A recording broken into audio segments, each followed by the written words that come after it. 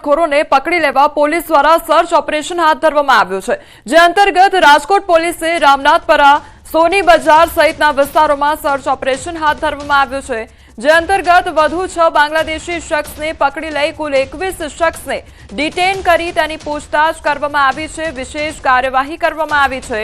ઘૂસણખોરોને પકડી લેવા પોલીસે 35 ટીમો બનાવી હતી અને રામનાથપરા, ભગવતીપરા, જંગલેશ્વર, અટિકા, રૈયા રોડ સહિતના વિસ્તારોમાંથી 1000થી વધુ લોકોની ચકાસણી કરી હતી, જેમાં 13 બાંગ્લાદેશીઓ પકડાયા હતા, જેમાં અલગ અલગ એજન્સીઓ મારફતે તેની પૂછતાછ કરવામાં આવી હતી. તો આ દરમિયાન પોલીસે વધુ 8, જેમાં 6 મહિલાઓ સહિત 8 બાંગ્લાદેશીઓની ડિટેન કરવામાં આવ્યા છે, જેમાં કુલ આંકડો 21 થયો હોવાનું બહાર આવ્યું હતું.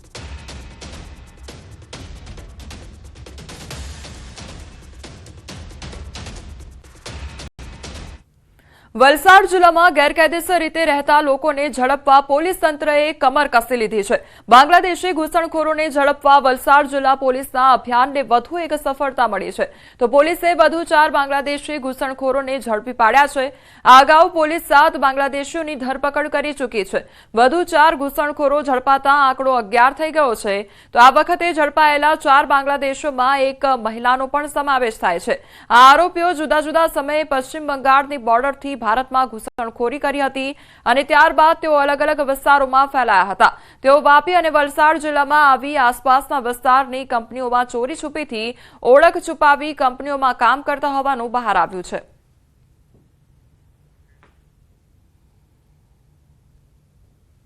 છેલ્લા 4 દિવસમાં ટોટલ 2000થી વધુ લોકોને અલગ અલગ police station, crime branch, SOG ખાતે ડિટેન કરીને લાવવામાં આવ્યા છે.